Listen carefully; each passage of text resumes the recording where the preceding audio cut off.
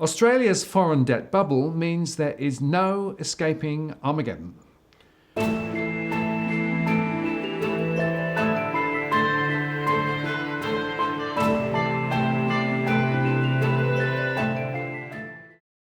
Martin North, John Adams, in the interest of the people. Hello, John. Hello, sir. How are you doing? Pretty good. Okay, very important episode this. Yes. So today we're actually going to interview someone very important, Dr. Peter Brain, who has written a book which we talked about in our second episode last year when we started doing these shows. The book is called Credit Code Red, and so this is the book here. This is the famous book I held up in the debate against Christopher Joy at the end, talking about the foreign debt bubble that we have, and that was our second show. So now, why is this important? Is because most of our viewers may not know Australia has actually two debt bubbles, not one. So a lot of the work you do with DFA and a lot of the discussions we've done so far has really talked about the housing debt bubble. But the second debt bubble, which we did talk about last year, but we probably haven't spent enough time on, is the foreign debt bubble. Okay. And so the leading expert on the foreign debt bubble is Dr. Peter Brain, who who co-authored a book with Dr. Ian Manning. So basically, the first show we did last year was Australia's debt bomb, and then the second episode was the 1 trillion debt bubble, what lies beneath. And so people can go back and look at what we said last year about that. But just to give people a bit of a sense as to the quantum of foreign debt that we have and why is this unsustainable. So, as of March of 2019, net foreign debt was $1.099 trillion. Gross foreign debt was $2.31 trillion. Both of these in nominal terms are at record highs. If you look at our short-term gross foreign debt liabilities with 1 year maturity or less, it's $738 billion. So every year, over a 12-month cycle, we're turning over almost $750 billion. So that's obviously a very big issue if we can't turn over those loans, particularly at the 90-day level. And a lot of that short-term foreign debt is concentrated in the banks, and it's concentrated into the property sector. So it is linked between the housing bubble and the foreign debt bubble, but the foreign debt bubble has its own dynamics that need to be considered. Now, in terms of net foreign debt as a proportion of GDP, roughly about 57%. The IMF, and this is something that Peter emphasised in his book, the critical red line is about 50% of GDP. That's when systemic risk tends to go up quite dramatically. So we're in that sort of critical zone already. Now, what did I say in the debate against Christopher Joy? We're going to either have a housing crisis or a dollar crisis. And basically I said that all of this macro intervention that we're seeing at the moment, that we've covered in recent shows, it's going to have an impact in terms of the dollar. It's going to have an impact on the in terms of the foreign creditors having confidence in our ability to repay the loans, because obviously with more foreign debt, with a cheaper currency, there's a question as to our ability to service our debts. And obviously one of the big things that I've been nervous about is when we look at Peter's scenario in particular is, a currency crisis. So in Turkey last year, the Turkish lira fell 32% in 3 weeks once foreign creditors lost confidence in the Turks to meet their foreign debt obligations. And in the Asian financial crisis, the South Korean currency fell 40% in 3 weeks. And in both of those cases, in the South Korean case, they required an IMF bailout to stabilize the currency. And if you look at what happened with Turkey last year, they took interest rates from 8% to 24% in a short amount of time to stabilise the currency. And obviously, given how indebted Australians are with 80% of the market on variable interest, if we had to dramatically increase interest rates to shore up the currency and the foreign debt, that means millions of Australians are basically going to be wiped out, very, very quickly. So obviously we're here to meet Peter. Peter has been an economist for over 40 years, and he has a strong track record in predicting crises, predicting the 1991 recession, the 97 Asian financial crisis, which he's been recognised in the press for, as well as forecasting the GFC well before the GFC happened. So, without further ado, welcome, Peter. Thank you very much, John and Martin. Good to have you on board, Peter. And I've read your book, and I think it's a very, very important read. I just wish people would really wake up and smell the roses on this one, because it is really big, isn't it? It is. It's, I guess, I know it's a cliche, but this time it's going to be different. Sure. Okay. So Peter, we've got a series of questions we want to run you through. So the first question is, so there's a quote on page 22 of your book, and I'm going to read the quote. And the quote is, of the 40 or 50 economic catastrophes that have occurred over the past 3 decades in countries with developed financial systems, 30 or 40 have taken place in countries that have significant overseas debts. These crises were generated when the country's creditors came to fear that they might not be repaid on time in an acceptable currency. So basically, in the Australian context, is that quote basically the core essence of your thesis about the potential sort of crisis Australia may face? Correct. I mean, you summarised it very well in the introductory comments. The issue when you have high foreign debt is the issue of investor confidence, overseas investor confidence, of course. In fact, they're A, going to get their money back, and B, are they going to get the return they expect on their money? Now, what happens when a crisis develops? What happens is basically that investor confidence is undermined. They don't think they're going to get their money back, or at least all of it, and they don't think they're going to get the return. So what happens then? They head for the exits. They start, when their debts come up for rolling over, they don't. They take them out. Now, in terms of the vulnerability of the country, it all very much depends, if you're looking 3 months, 6 months, 9 months ahead, how much debt they have to roll over and what sort of foreign exchange reserves they have to pay out creditors if they decide not to roll over their debt. The fundamental issue for Australia is our foreign reserves are quite low compared to the amount of debt we have to roll over every year. So our foreign reserves are about $80 to $90 billion, whereas the amount of debt we have to roll over, the foreign debt that comes up for renewal each 12-month cycle, is between $700 and $800 billion. So you can see there, if a crisis developed and nobody wanted to roll over their debts, then we could only last a month or so before we'd run out of foreign exchange and we'd have to default on our foreign debt. So, Peter, look, just one of the points I just want to clarify for the audience. So when you talk about the 80 billion of foreign exchange reserves, you're basically referring to the reserves being held by the Reserve Bank of Australia. Yes. Is that correct? Yes. Yep. So basically, when we have a balance of payments crisis, the institution that's responsible for trying to roll over these loans is the central bank. And obviously, when you look at overseas central banks, particularly in developing countries, that they operate on a principle of having a high level of foreign exchange reserves so that they can sort of manage the balance of payments for the country. Well, yes, for developing countries, the desired level of foreign reserves are in fact equal to your rollover of foreign debt 1 year ahead. That's what people have suggested is a reasonable rule. Where we are well below that. It's a little bit more complicated. What tends to happen when a crisis develops, there's pressure on the reserves. The government of the day approaches international institutions. Obviously, the most important is the IMF. And they say to the IMF, oh, look, fellas, we've got to roll over $800 billion of foreign debt this year. We think if you give us an extra 200 or 300 billion, we can restore, which is very large by IMF bailout provisions. We think we can restore confidence and people will leave their money here. So give us the money. So the amount of money goes up from, say, the $80 billion to, plus $300 billion, whatever it is. And so you can last at least 6 months. Now, that's only temporary, of course, if you don't restore confidence. So what the IMF says, OK, we'll give you the money, but you've got to sign up to our policy agenda.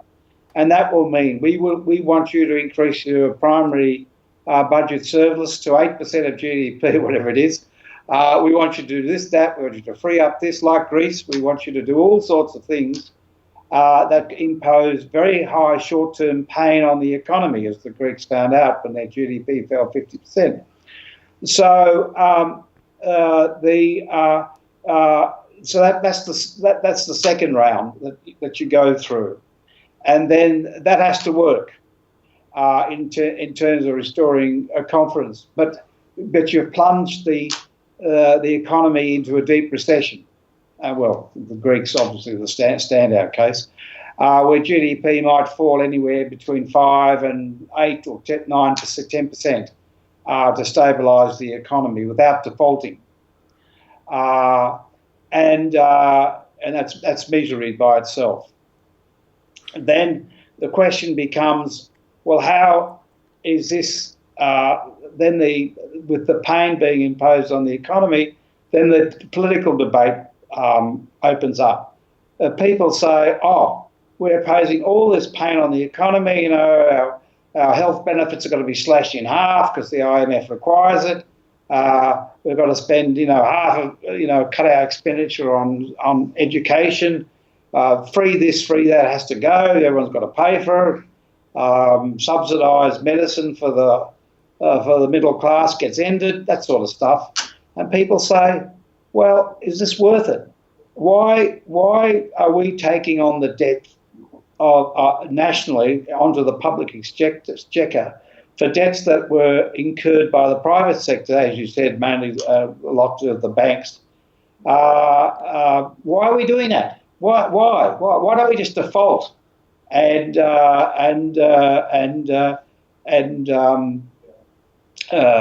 save us the cost of that? Well, that's going to be the debate, and then people would then say, all right, we can default, that's fine. But the trouble is with that is we are likely to be shut out of capital markets. So, in other words, we won't be able to borrow for anything. So that's fine if our exports equal our imports. In other words, if the things we want to import, like pharmaceuticals and these sort of essential things for life, if we can pay for that with our exports, then the default option is more attractive. You've got to accept, though, that there's going to be a lot of political pressure. We'll be very much constrained in our future growth to exports equal imports until we can get some sort of resolution to the problem. But if we've got a reasonably strong balance of payments, default is an option.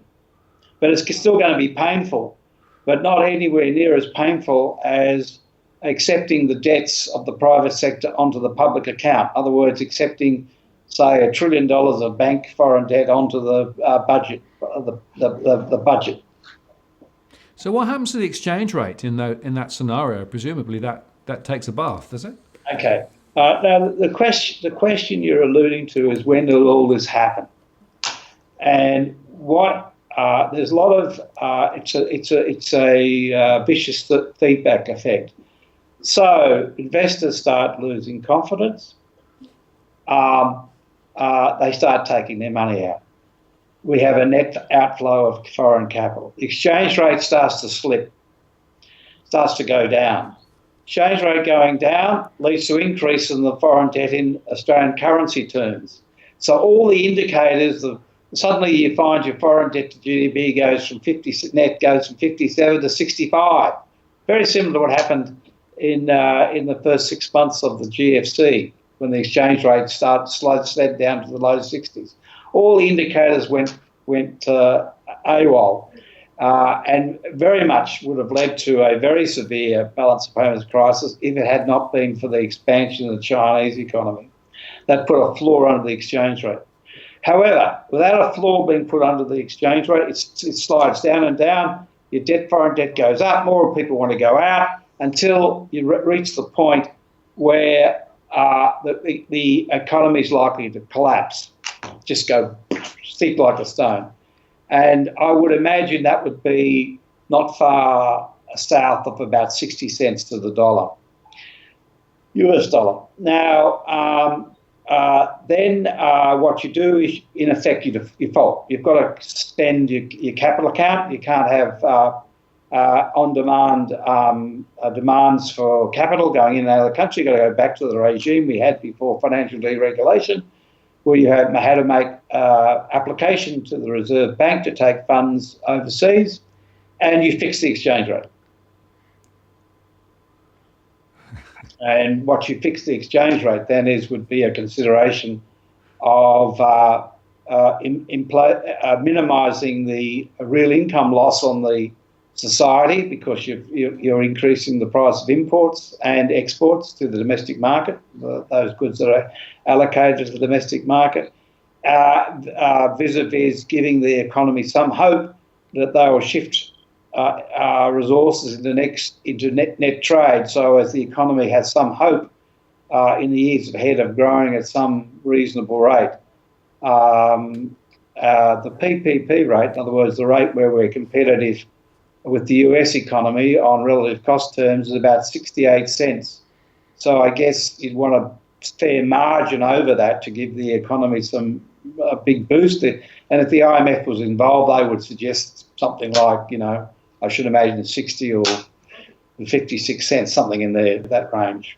Sure. So Peter, so I mean, look, you've said a lot there. So there's a couple of elements I just want to sort of crystallise for the audience. So one is, you said once the foreign debt becomes a systemic issue, we can default. Now, one example in the GFC that did default on the foreign debt it was Iceland. Now, Iceland went through a sharp depression, but they were able to come back from it. And now their foreign debt as a proportion of GDP was, like in the hundreds of percent, much more substantially in proportion compared to us. But they said to the foreign creditors, we're not going to pay. And so, we've done some shows where we've talked about Ireland, where Ireland basically tried to bail out the banks, and 10 years on, they've got what you've said. They've got all of this private sector debt on the public balance sheet, and a lot of Irish either citizens or immigrants have said that trade-off wasn't worth it 10 years on. And obviously, the people in the government in Iceland basically said,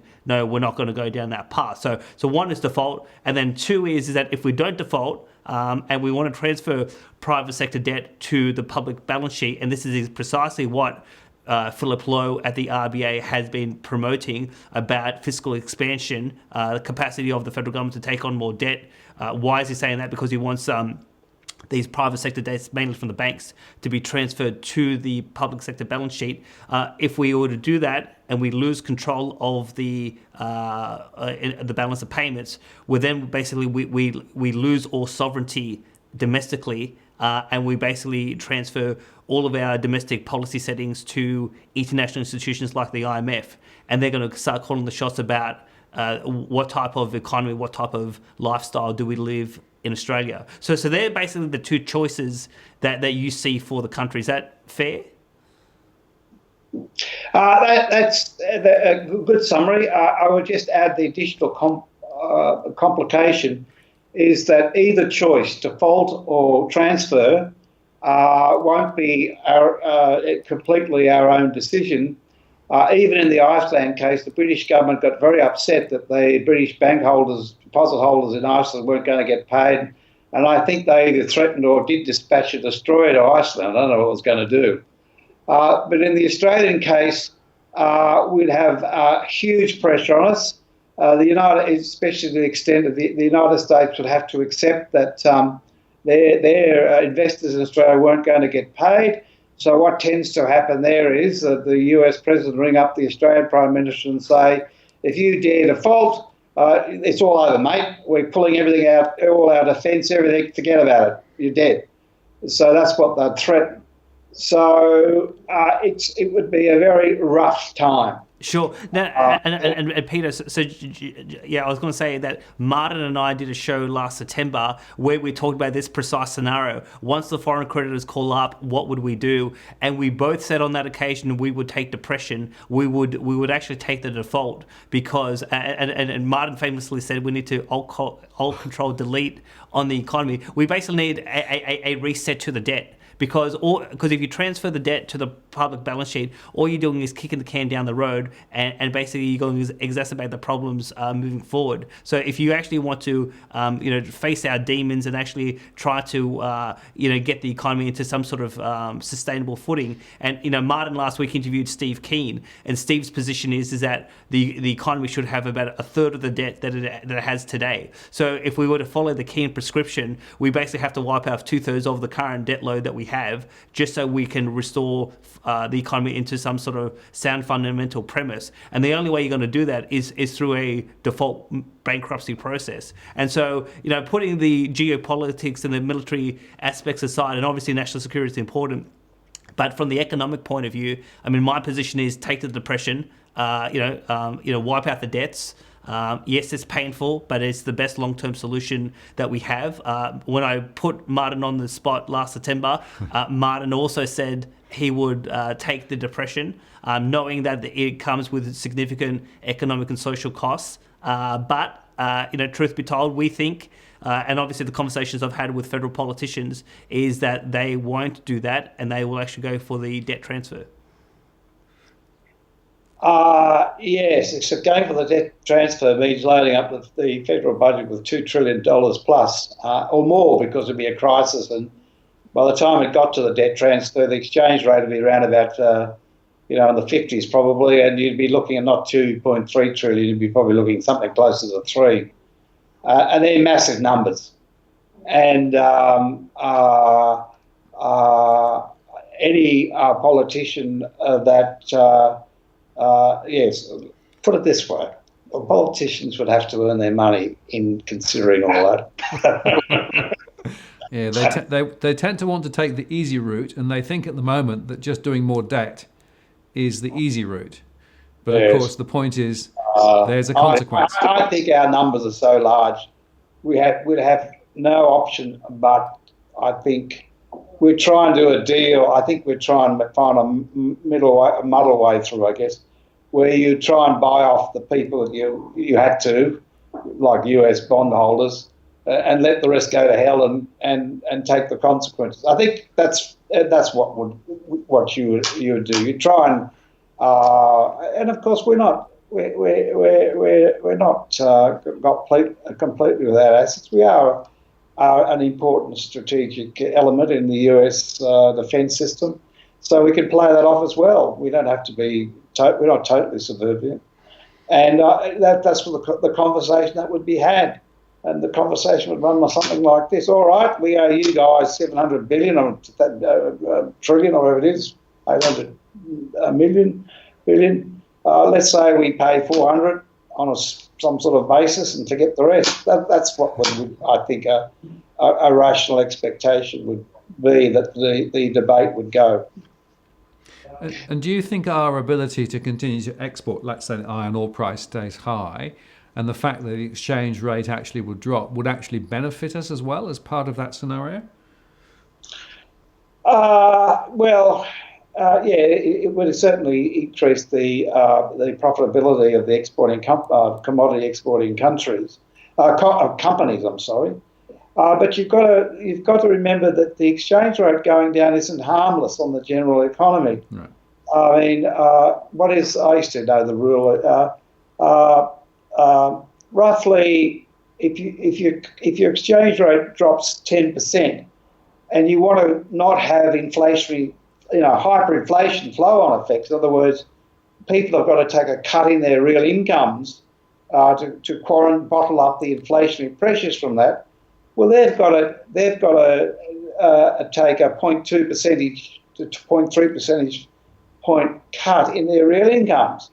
So if you're looking at a 20%, you're looking at a 2 to 3% cut in real incomes alone because of the exchange rate decline, simply to minimise the inflationary consequences. That's very large. Sure. Now, one of the questions I have, Peter, is that so there have been some comparisons between Australia and Japan. Now, Japan had a big bubble in the 80s. It sort of collapsed in around 88, 89. And then, so since then, they've had a slow deflationary process that they've gone through. And some people have thought maybe Australia will suffer the same sort of process that the Japanese have. Now, when I look at the Japanese economy and I look at them versus us, the big difference is that we have a big foreign debt, we have a big current account deficit, we've got a structural trade deficit, whereas the Japanese have been running current account surpluses and they're a net creditor. So, is it fair to say that because the Japanese don't owe anyone any money outside of their country and we do, the comparisons between Australia and Japan are not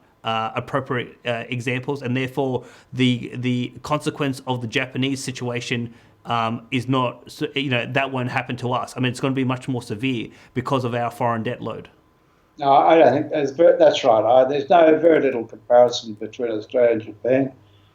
Japan's initial problems is they were one of the tearaway economies of after the war, the post-war recovery, and they got to the point by the late 80s where they couldn't. They had the growth opportunities they could exploit, given their productivity differential with the US had closed, and so they had reached American productivity levels, about 90% of American productivity levels, which is quite high, given that Japan's a much smaller country than population-wise than the US, and they had nowhere to go. So they came up with this brilliant idea. That will keep growing as we'll keep. It wasn't brilliant. I mean, being sarcastic. A brilliant idea that they would keep growing by just pouring in more and more capital, so they could keep up going with their 4 to 5% growth rates. But of course, they ran straight into the demographic ceiling. I think their working age population now is falling by about 1% per year, and they just hit their ceiling. But in trying to flood the place with financial capital, to flood the place with capital stock, they locked the excess, if you like, liquidity in the system, and that's been one of their big problems for about 20 years, trying to get rid of it. A totally different situation. Okay, that's very interesting. And so the consequences here would be more severe simply because of the size of the debt problem we've got, the fact that our central bank resources are somewhat limited relative to the debt. And we also know, of course, as you said earlier on, a lot of it's actually cycling quite quickly, isn't it? On 90-day terms. That's right. So this stuff is something which could blow up quite quickly. And once it starts to go, my sense from what you were saying was that there are a series of cascading consequences that makes it very difficult to stop the implosion. Is that sort of a fair interpretation? I mean, the secret here is to follow on from John's comments about the two bubbles are linked. He said how my rule of thumb is about half the foreign debt's gone into the banks, and a lot of that's gone into support elevated house prices in Australian capital cities. So what we've done in our brilliance to try to keep the economy growing is we've let the banks to do that. When you think about it, the absurd case of exposing Australian households to full international risk.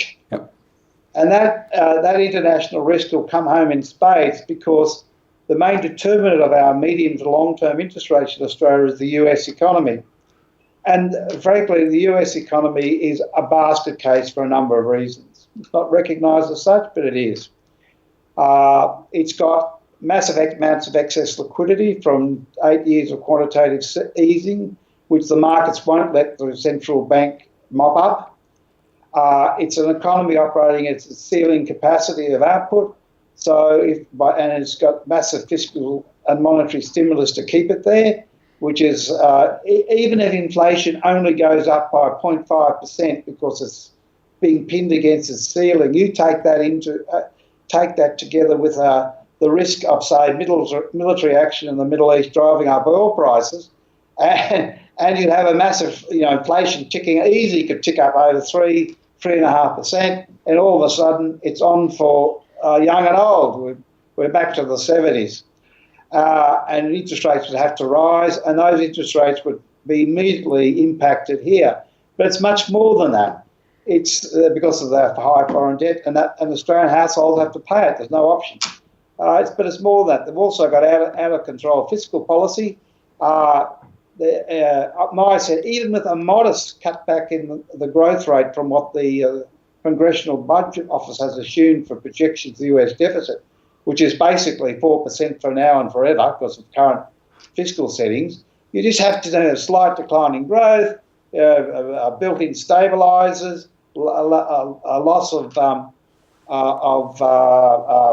taxation revenue, and so all of a sudden your projections for the stock of the deficit goes up to 6% of GDP, 6 to 7, and the stock of securities outstanding on the federal government bond register it goes up by 2025, 2026 to be more than what was the case at the end of the Second World War, which is about 106 to 107% of GDP. So it's all, and it'll happen. It has to happen because all the settings, and you've also got in the US equity markets, which are about 90% overvalued because of all the excess liquidity in the system. And you've also got a corporate bond market, which is now its highest on record, about 30% of GDP. It's gone up about 6 percentage points since the GFC. So all these things are going to force up US rates through what we call a risk-off shock, where there's a flight from any medium to long-term assets, whether it be private or public. And that fully will be reflected in the local market because for 30 years we've driven this economy by exposing the Australian household sector to the full risks of the international economy, and it'll all come home to roost. So Peter, probably got a couple of questions before we wrap up. So one is, because I obviously, just so the audience knows, I mean, you and I have spoken in person on multiple occasions over the last 12 months, but there was a recent interview where you said, I think this was on the ABC, about when this crisis is likely to occur. Now, back in March, Martin and I did a show where we talked about the inversion of the US in terms of the US yield curve for the US bond market, and we said that based on the last 7 recessions, the recession and the crisis could happen within 27 months, which would take it out to about June of 2021. So I'm that's sort of the thinking I've got. This crisis is going to happen sooner rather than later. I think you've said that. Depending on political developments internationally, it could happen in 2020 or could be delayed to 2021. So, is that fair to say that we're looking for this Armageddon scenario of it could come to a head next year or the year after, in your view? That's correct. I think I said on the ABC that if it looked like a left-wing Democratic candidate was going to get up next year with a very expansionary policy agenda. But then I think that the crisis would happen. The catalyst of the crisis would start from middle of next year. If it looks like Trump is going to be elected, then I think it'd be well likely that the markets would postpone the crisis on the grounds that was the best option for them. Fair enough. But as soon as he was re-elected. And all these other things I've talked about come into play through 2021, 2022, they will say, holy mackerel, this is not sustainable. And then what will happen then, we'll have a risk-off shock, which is a bit different from the inverted yield curve. In fact, it's the reverse, where you have a flight to currency, flight to safety, through only wanting very short cash or very short-term securities. It's a bit different. I think what the technical name is a risk-off shock, or I think in the popular economic literature, a Minsky moment, where markets fundamentally readjust very quickly of where they want to go. And the markets will then be saying to the US administration, we are going to raise interest rates. In other words, we're not going to hold any more medium or long-term paper until you get your fiscal and monetary act together. And what we want is massive reductions in the deficit. They'll say they don't want to buy tax cuts, but that's impossible in the US because taxes are so low and the wealthy are so wealthy. So it's very much going to be almost a civil war situation in the US where the different groups try and sort out what is going to be done, and the market will keep on imposing the pressure, i.e. by keeping interest rates high or taking them higher, until the politicians come up with a deal that they can live with. It gives them hope that down the track the American economy will become more sustainable. That is my scenario, and I think all that's going to happen if Trump's re-elected. It's going to have to happen very soon after the election cycle, in the first 2 years of his second term. That doesn't mean to suggest that I actually, from a political dynamic, I actually think for the best situation of the US is for Trump to be elected. I say that because if you're going to get fundamental changes you need in the US, he has got to be totally discredited. He will not be totally discredited, I don't think, because he's captured the Federal Reserve and will do what he wants to do to keep the economy bubbling along by the 2020 election. I don't think so. And if a Democratic candidate was elected, they probably wouldn't carry all the institutions of government they need, and they would get the blame for the crisis that will ensure. And that means America would be locked into a 4 or 5 election cycle of utter dysfunctionality, which would be totally, it would just be totally so bad for us. It's best Trump gets re-elected. The crisis happens after that. He's discredited. A new administration comes in with a new agenda to straighten things out as in line with the market pressure that will no doubt be there. And we might get some resolution over a 2 or 3 election cycle. That's my reading of the political cycle. Sure. So last question, Peter, is if you were Prime Minister today and you were trying to implement policies federally, but or even maybe even at the state level, where you can try to mitigate some of these risks and some of the potential fallout for the average Aussie, what would you be wanting to do? Because the reason why I ask that is that Martin and I focus a lot on a lot of the problems that the economy faces. Some of our audience wants us to start talking about solutions, about what we should be doing now, what are the policies that we should be seeing from the federal government today. I mean, what we're seeing at the moment is they're throwing the kitchen sink at the bubble, trying to keep it all together. And I think we're getting, my view is Martin's view, and I think we're getting from you that we all disagree with the current policy direction coming out of Canberra. So what policy direction should we be seeing from Canberra to mitigate the risk that you outline in your book? Well, firstly, the Reserve Bank's current policy view is bizarre. What they're saying is, we can permanently reduce unemployment by loading up the economy with even more debt. I mean, the reality is, if Victoria was a country, it would have the highest household debt to GDP in the world, about 135%, because it's got the highest in the country. We're second highest in the world overall as a nation.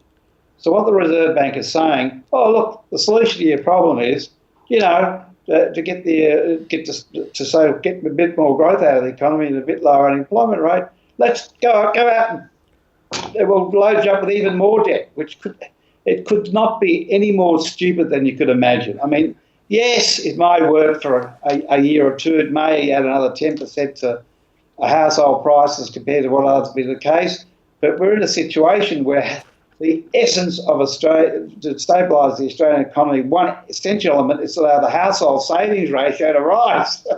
So you've got to let housing prices fall. You've got to let them not borrow so much, so they let the savings ratio rise, which will lead to unemployment and lower growth. But you've got to do it. Trying to temporarily put off that adjustment mechanism only makes the adjustment mechanism worse. So the current RBA policy is absolutely bizarre. In terms of federal policy, I wouldn't have put in the tax cuts. What we need is,